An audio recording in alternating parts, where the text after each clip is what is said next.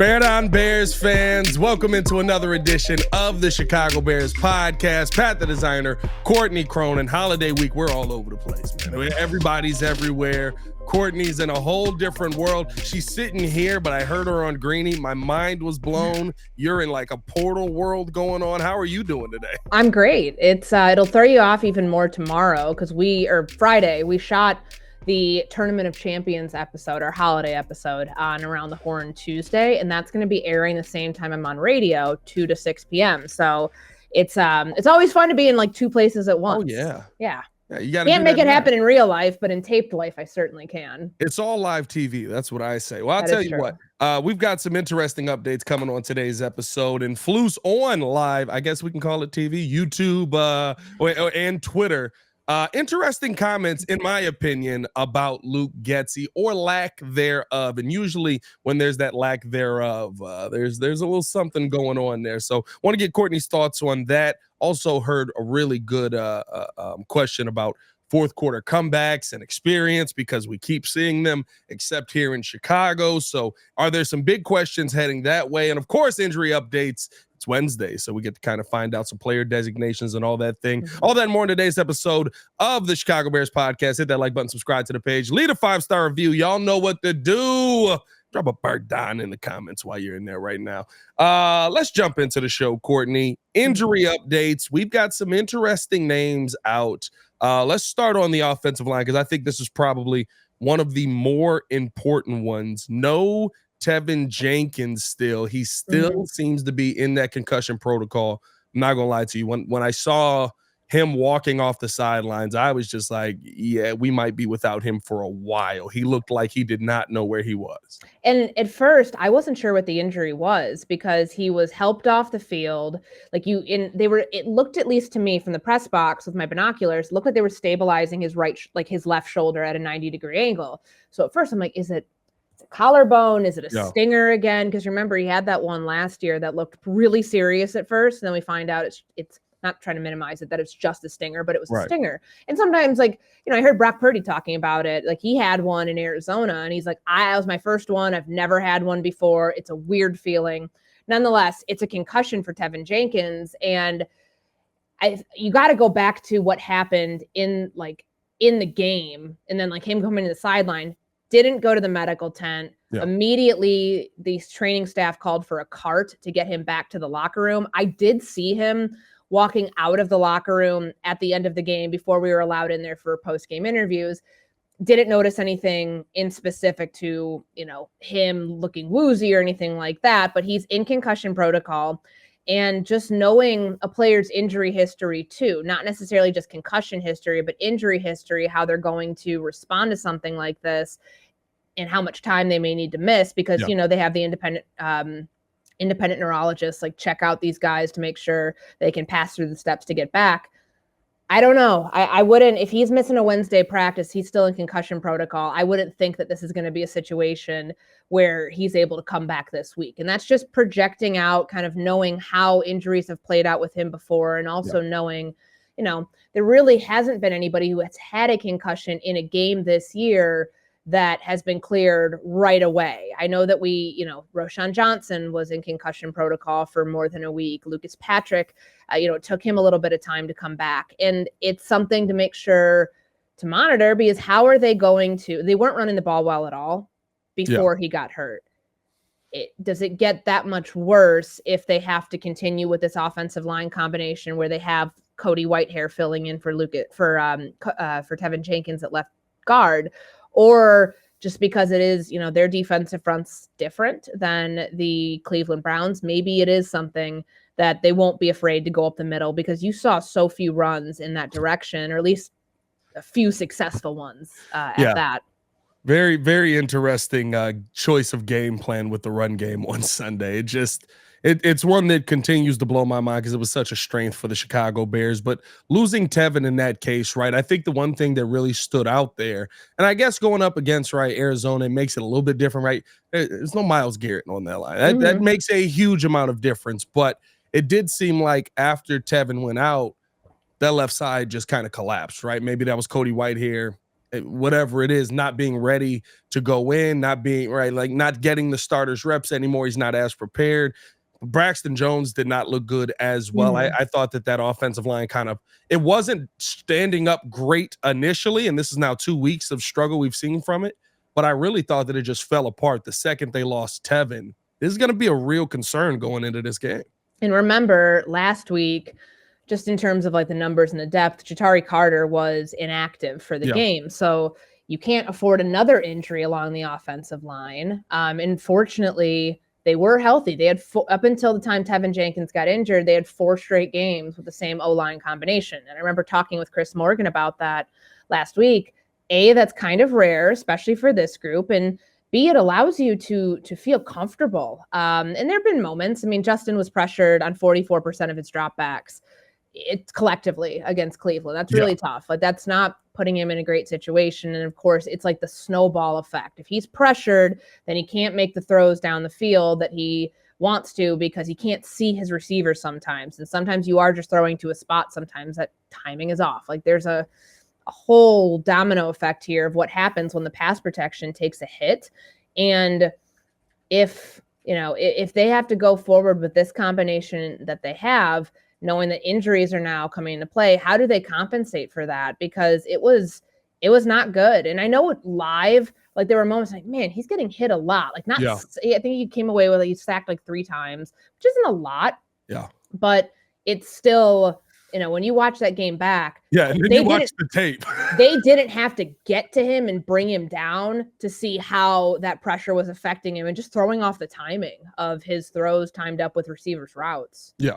And I think that's another one where, right, like you come out of that game, and I keep saying this, and I don't know if it's hitting home or not. That's the #1 defense in the NFL.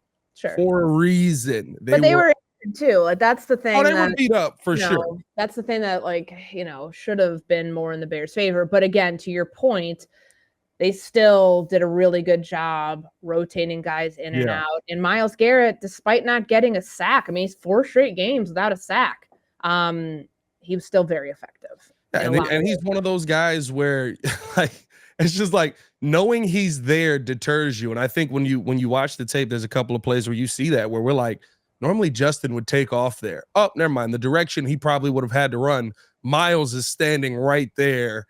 I guess I kind of see why he tried to stay in the pocket, but defense did a great job versus the Bears. The name that has been the hot name out of this game, and a very interesting update. Now we're recording this pre the injury report being dropped, and I am refreshing Twitter actively, but I think practice will pretty much be over, or won't be over before we finish recording this. But you said Darnell Mooney not on the practice field today, and that not practicing today, and that is interesting because of everything post the game after that.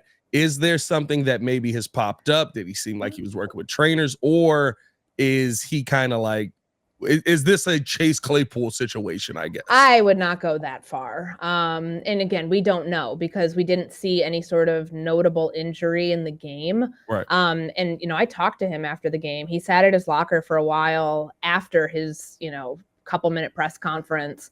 And I didn't notice anything. So this one was a little surprising to hear about that. And then, what it ends up being, your guess is as good as mine right now.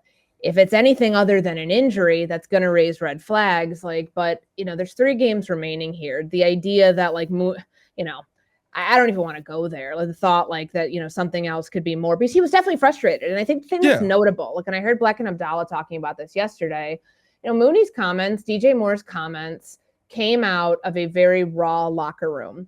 And you haven't heard many other players talk about that. That doesn't mean that wasn't the sentiment on the sideline. Like he would not have said that. DJ Moore would not have concurred with the sentiment that they took their, gas or foot off the gas in the third quarter had that not been real. I think a lot of times where, because it does bother me, some of the discourse that I've seen about Darnell Mooney. They're like, how can he possibly say, the offense got comfortable and all this stuff when he's doing X, Y, and Z and he's not catching passes and, he drops the Hail Mary at the end. Of course, he looks like the scapegoat in that moment. But I think he was the most honest one there because at this point, what does he have to lose? He had his worst game of the season on Sunday. They lost the game, not specifically because of him, but because that one play is going to be remembered among everything else. Yeah. So to be honest about that situation, when he has been forthcoming about how frustrated he's been this season, but like not in a way that like makes him seem disgruntled. I would never, ever, ever use that word to describe him. He's remained so level-headed despite the targets not coming his way. And then when they do, when he does get 8 passes coming his direction, he only has 2 catches for 14 yards.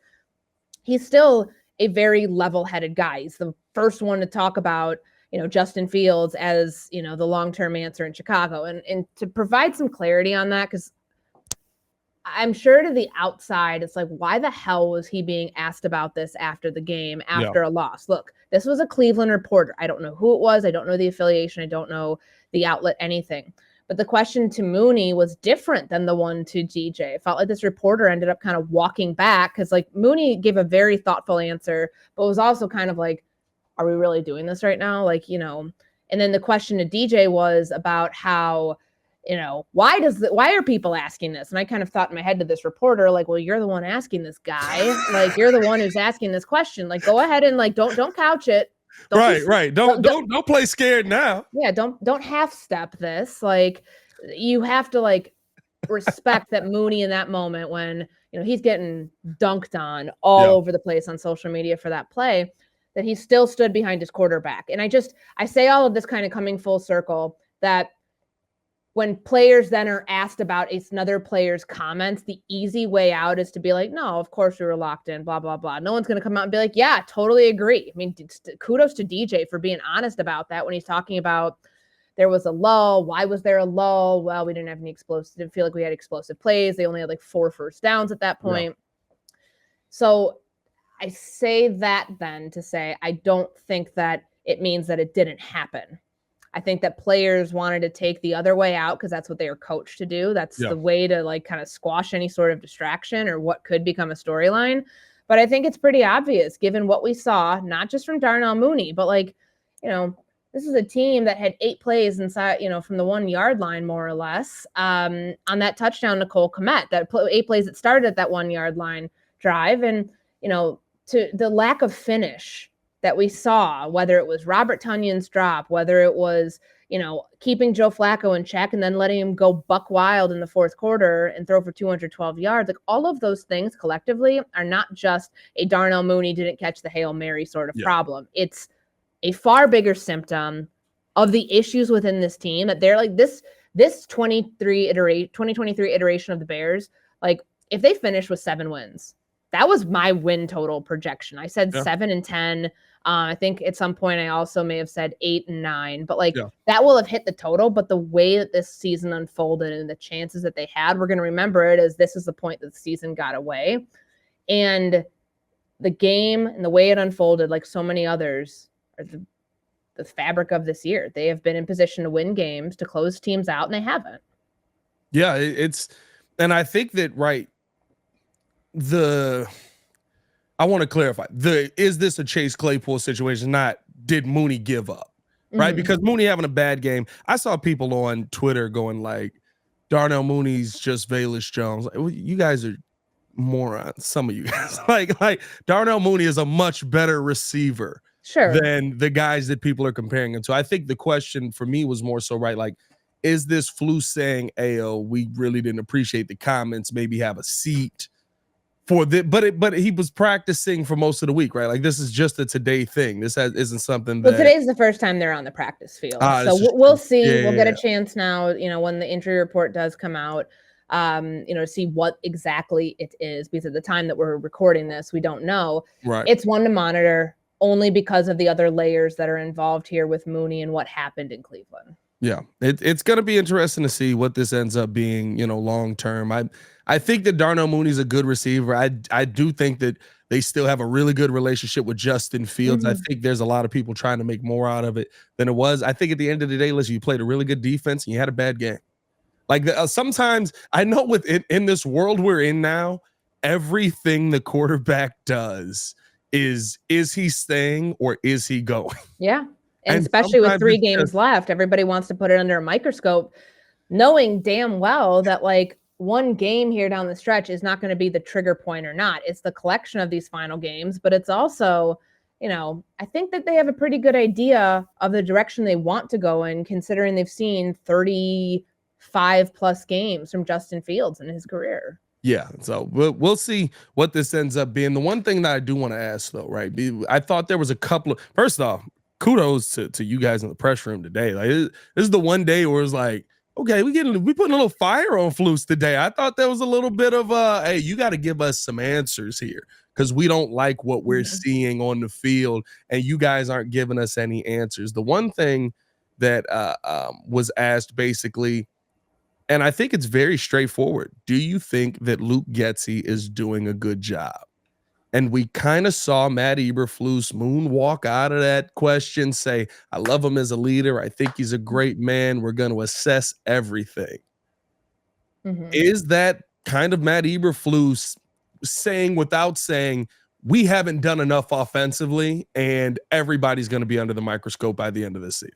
Sure. And it's also what a head coach says. The head coach always is responsible for his staff. And he, you know, of course, the element in there is wondering, will Matt Eberflus be the one when he says we're going to evaluate everything? You have to, that's naturally going to come into question, or at least come to mind. Like, is Matt Eberflus going to be making that call? Because if he ends up staying and he's moving forward with this team in 2024, then absolutely it's his call to evaluate whether the offense is going in the right direction with Luke Getsy. But when you hear that and you hear how he danced around the part when he was asked about, like, what's your responsibility on game days when it comes to the offense? Because he's talked about this 2 separate times now. So I'll bring you back to the press conference on Sunday after the game.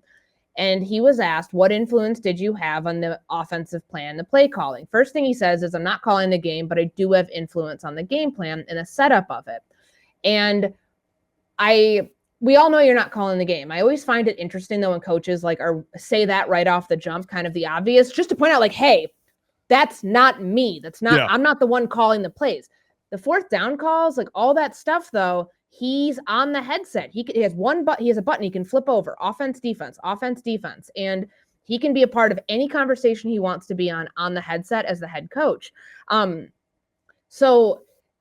you'll never get a straight answer about how much influence did you have on this call. Did you say yes, no? Because obviously if something happens, the head coach signed off on it. Right. There's very few opportunities for people to go rogue in that sense when the final call comes in, because that's how a lot of people lose their jobs if things like that happen. But, you know, he didn't really provide a whole ton after that. Like, he's like, you know, I think we need to run the ball and set ourselves up a little bit better in terms of 3rd downs and the manageables. So of course the short yardage game was awful, Pat. Like it was so bad. So like that's a message to Luke Getsy. This was Sunday.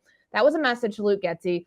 Find a way to run the ball that's not just like, you know, just saying, okay, well, we can't do it because like our offensive line's hurt right now. We can't run up the middle. Like, and of course there was then the 3rd and 1 where that's technically a run play. It's a jet sweep. And they're like, all right, well, if we can't go this way, we're going to go around. And it got sniffed out immediately for a 3-yard loss. Now, maybe this is Matt Eberflus, and this is just my opinion, on some of those short yardage situations where we've seen them go away from trying to sneak the ball. 3rd and 1 right there, the 4th and 1 play, where they used DJ Moore in a similar situation against the Detroit Lions, and that play got sniffed out.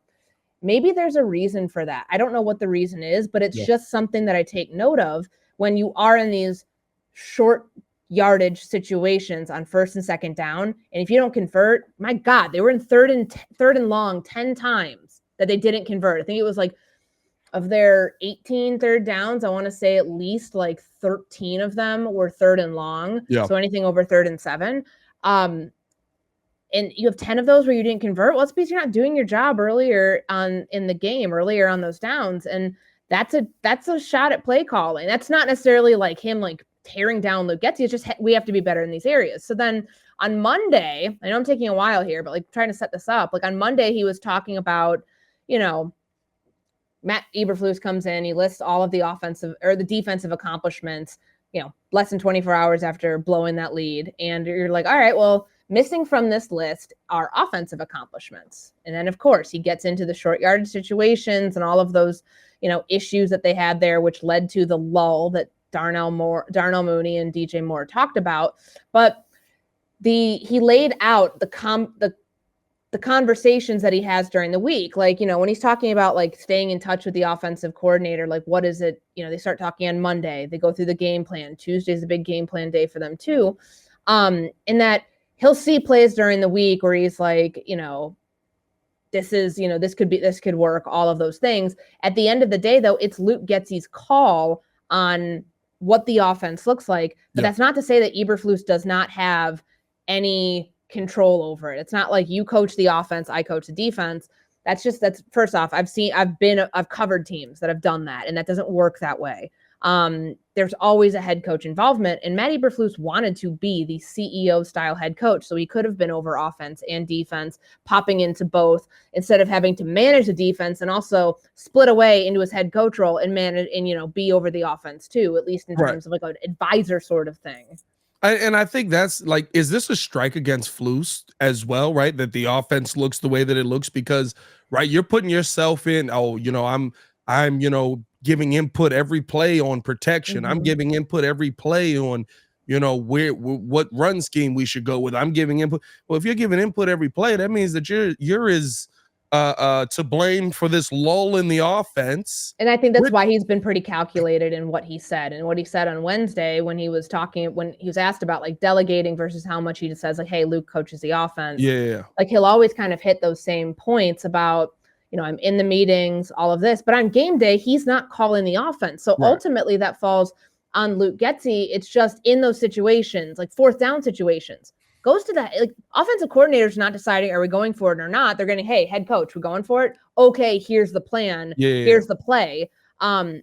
It's a big, like long line of different people that are involved in those decisions, from analytics to the head coach, all the way down to the coordinators who then send the call in. And I think Flus, one thing he can use to at least like insulate himself from any sort of criticism is, look how much you're having me do this year. I don't have a defensive coordinator. I am the defensive coordinator and I'm the head coach and I'm over the offense in the head coaching role. Like I would think that would be a big part of his selling point to ownership and to Kevin Warren and Ryan Poles of why he should stay in this job, because look how successful my defense is. We can point to some of the issues with the offense. Like we did our job. And that's of course when things start to come apart at the seams, when people divert to look at my side of the ball. Look how much better my side is. I'm not over your side. Like he'll never say that stuff publicly. No coach will, but it does. That's how it could very well play out if the wheels come off on that, and what those conversations could be like behind closed doors. I think even though, right, like to me, the conversation is, okay, is Flus's mindset permeating the offense if he is having some sort of input? Because when we've seen the offense look at its worst, right, it's kind of because we keep saying the same thing. Every time they blow one of these 10-point leads with a multi-touchdown game, they're too passive. And I think, right, you look at that first Detroit game, Flus basically said, we're up with two scores. We're playing prevent defense. We're playing back. We're waiting this thing out. And I feel like you look at the offense and it's like, oh yeah, well, we're just going to run the football as well and just hope that we get off the field and burn some clock. Neither of those played out. They end up losing the game. We can say that about the Denver game. We can say that about, of course, this game here versus the Cleveland Browns, right? Where it's kind of just like, I guess the defense stayed a little bit more aggressive in that Cleveland game because Flacco was starting to bring the team back. But it just feels like the mindset of my head coach is, again, I said this earlier, that was enough. That was good enough. We should be able to leave here with a win.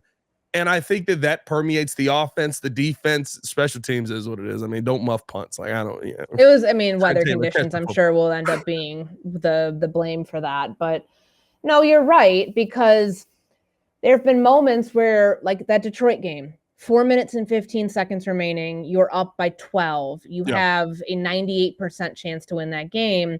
And then, after Justin has that 29-yard scramble in Detroit, those two runs that don't work out, you kick a field goal instead of go for a touchdown there to extend your lead.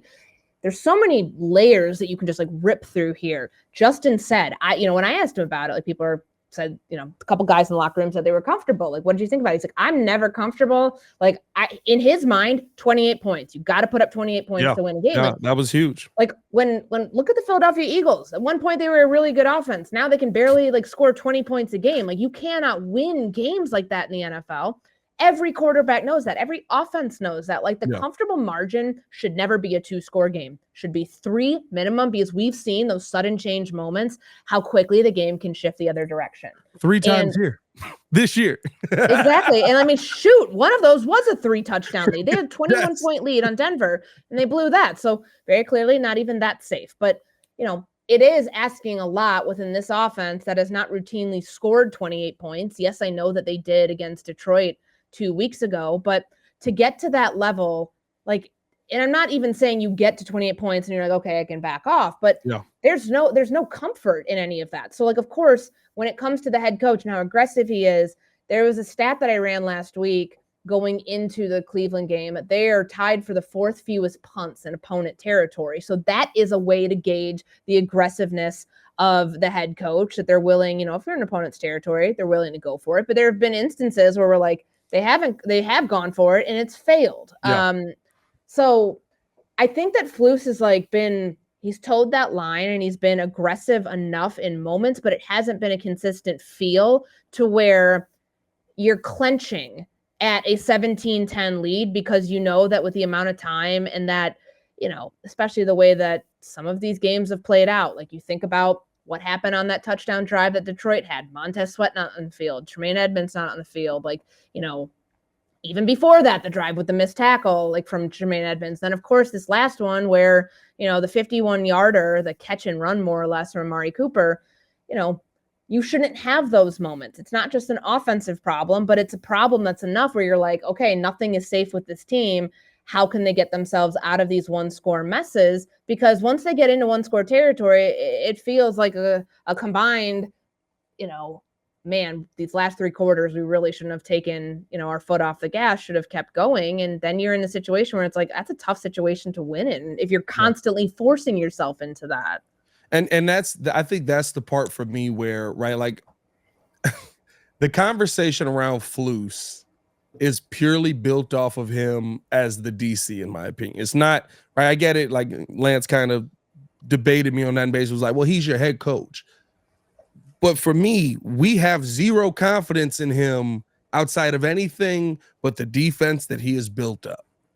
And with the defense that he has built up, we're still talking about 3 historic losses. We're still now talking about the only coach to ever lose 3 games. And I think Sylvie said this on Waddle and Sylvie, I want to say yesterday or day before yesterday. If this is still Alan Williams, we're calling for Alan Williams to be fired. Sure. We're looking at Alan Williams and saying, you blew 3 games that you had 2-score leads and 2 interceptions. You shouldn't be here. You're not wrong. And I think that some people apply that same thought to Matt Eberflus, because he is the head coach and because he is calling the defense. And because in those moments, it's like your defense is great for 3 quarters. And what happened? You let Joe Flacco throw for 212 yards after being held to 162 in 3 quarters. What happened? You already picked him off 3 times. What happened?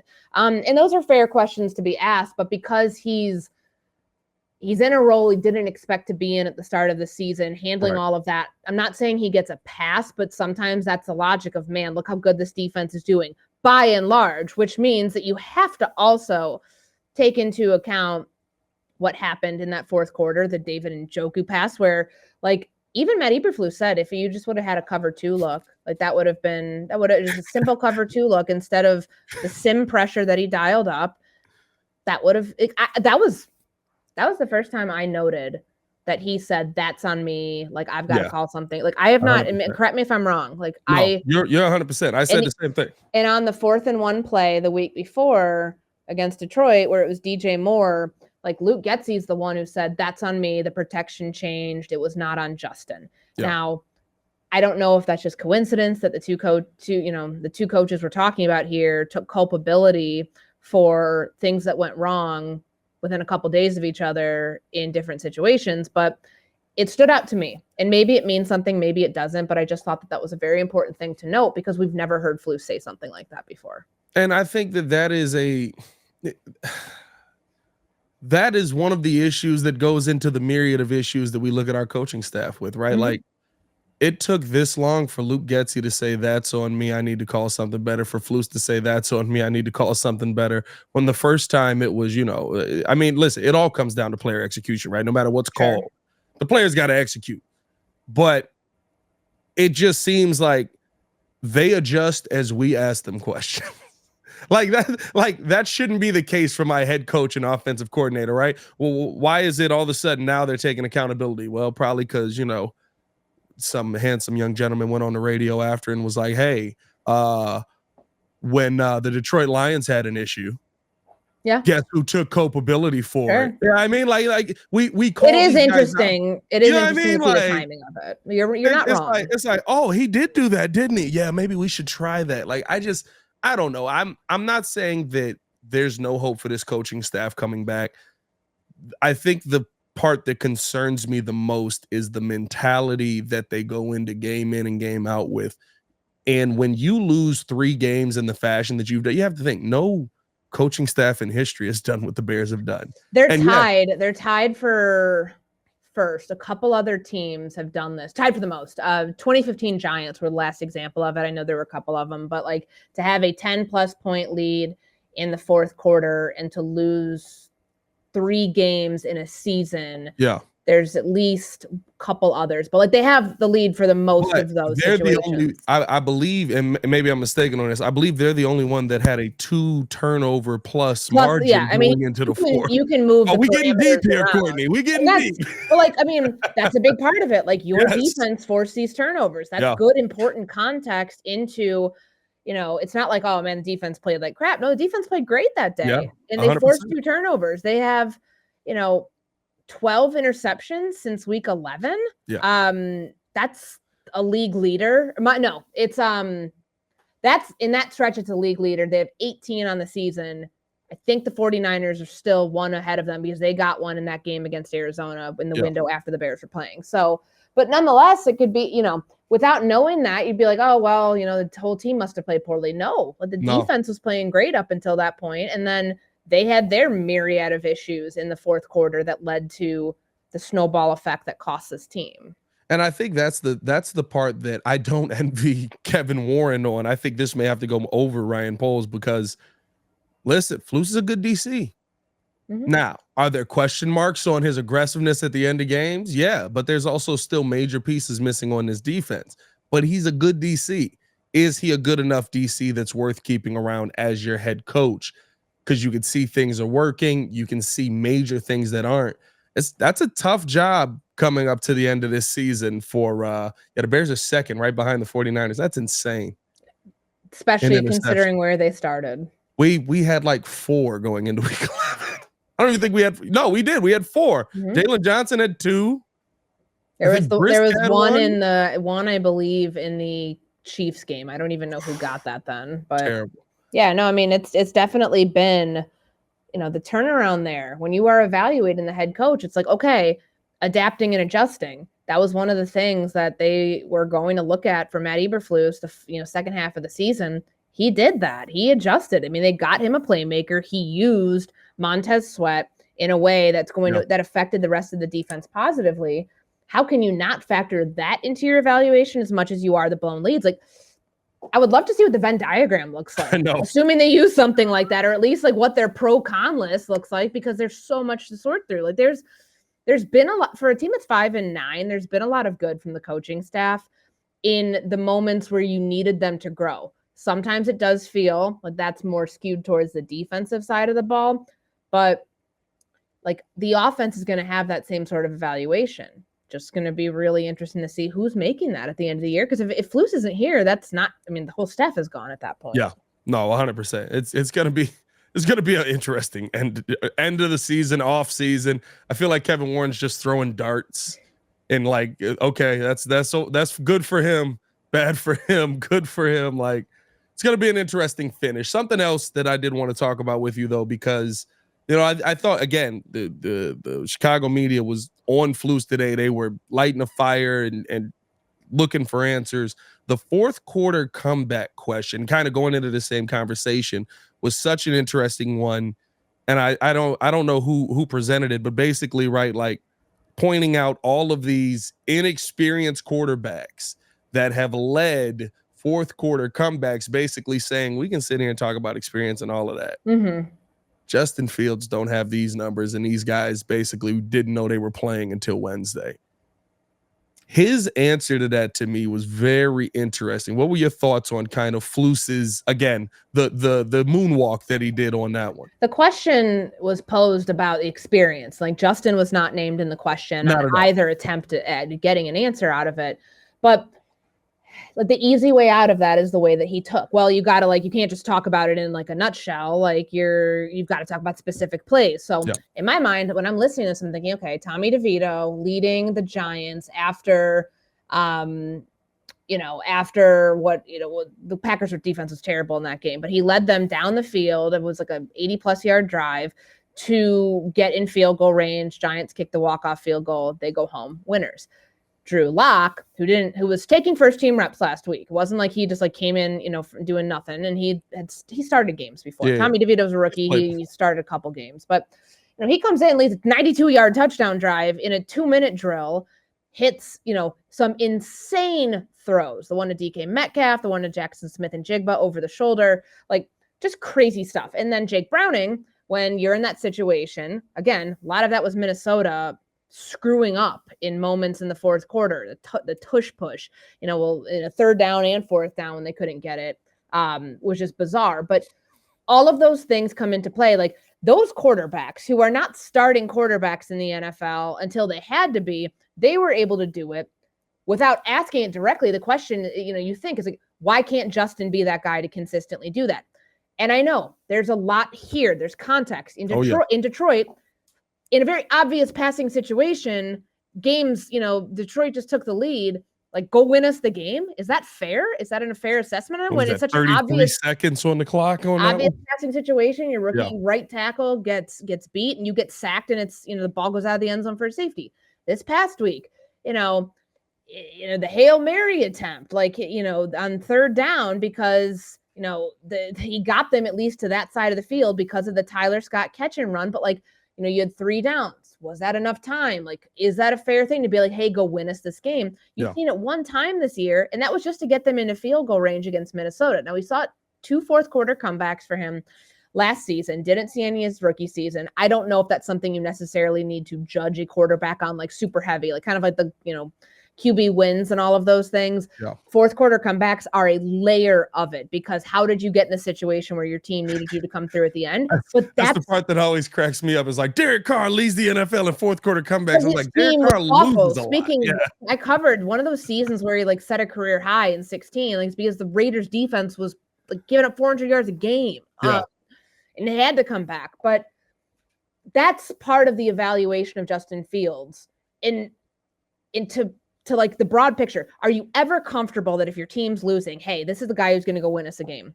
And he hasn't shown that consistently enough. He showed it one time this year, and it was on Cairo Santos to win that game. Because it was a field goal, because he had scored all 12 points that the Bears had in Minnesota. And that goes into, does experience actually matter for that? Because you saw somebody who just stepped in for his, second start of the year with Drew Lock this past week, go 92 yards in less than 2 minutes and do it. Does that, I don't know. I think it's a very fair question, because so often we're like, oh, you got to learn how to win these games. This team has to learn how to come back from that. They've had plenty of opportunity to do it. Either you do or you don't at some point. And that's the territory that they're in, where they've had opportunities to learn from, hey, what do we do here blowing these leads? We're still talking about execution, Pat, and it's week 16. That's, that at some point that's a sign of either and nobody will come out and say this, that's a sign of either poor coaching or you just don't have talented enough players to get those things done in those moments. It's one or the other. And sometimes it teeters on both. But this weekend, I think, this past weekend, I honestly think it was an execution thing from all of, from Justin to the players through, by and large, what cost them in that game. Oh yeah, no. I've said this many times, right? And I like Justin Fields. I want Justin Fields to be the franchise quarterback for the Bears. I think that the Bears should keep Justin Fields. He played bad. It was a bad game for Justin Fields. That's okay to say, right? Like quarterbacks have bad games. And I think the one thing for me is, right, when I look at these scenarios, and it's very much like you laid out, a lot of these scenarios are, right, the Detroit game. Justin Fields has to come back in that game. Justin Fields should have never been put in a position to come back. You were up with 2 scores with 4 minutes left. Yeah, and it's an unfair position to be like, okay, there's like you're all the way backed up into your own territory, and you're expected to go drive like the length of the field to get the team in field goal range, whatever. Like, you know, they actually needed a touchdown because I think like what was that game? 31-26, the final. Yeah. So like 31-26, yeah. So like they needed a touchdown. Like that's an unfair position, like for anybody to be put in, not just Justin Fields. And so that's the context here that matters. How much time do these guys have in these moments to come back? Are you leading a true 2-minute drive? Like they practice all of these things situationally every day when they're out on the practice field. How come it feels like it's not translating to the game when we hear so much about this? And I think that's the biggest question for me on both sides, right? Of course, player execution side, you have to talk about it, right? Like at the end of the day, players aren't executing. But my God, how many times have the Bears been killed by the 2-minute drill, the 4-minute drill? Yeah. Right. Like how many times are we talking about? They keep harping on it. It's week 16 and it's still a big part of fundamentals being good. And those are the critical moments. Those gotta have it moments. And if you haven't figured it out by now, you have 3 weeks left. That's probably one of the biggest things you're looking at going into the offseason. All these fourth quarter leads that they've had, that they've blown, where they have won the turnover battle, where the defense has been playing great, and you're putting it on your offense, go win us a game. Some people will say that's unfair, but that's the reality of the situation that they found themselves in, and they couldn't do it. Yeah, we'll see what it ends up being. I mean, there's 3 weeks left of football. I don't know. This Bears season it's so weird because it's like you look around and you're like, well, I can see clear improvement. But then there's also the part of me was like, well, yeah, but they also just put talent on the team, right? Like that's part of the evaluation, like, of course. And, I think we were talking about this off air, I think, like if they get to 7-10 or 8-9, that's marked improvement from where they were last year. Huge. Yes. But because of the way that they've lost games, are we going to look at that number differently, thinking, okay, it could have been for 2-3 games more than that, and you might have a winning record? How does that factor into the evaluation? Of course, like you are what your record, like you can theorize, oh, this would have happened if we did this. You are what your record says it is. So but that's part of it, of like factoring in, how do these blown leads help, like how heavy do they weigh in the evaluation? Because they should be pretty considerable, since this team was in position 3 separate times and cost themselves. I think that it has to have a huge implication because, right, like that's the difference between being in the playoffs or not.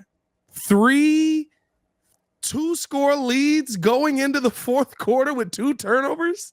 That's the play. 2 of those you lost in the last 4 minutes of the game, 3 minutes of the game. That's the playoffs or not. I have to think that Kevin Warren looks at that with that scowl that we saw on the camera.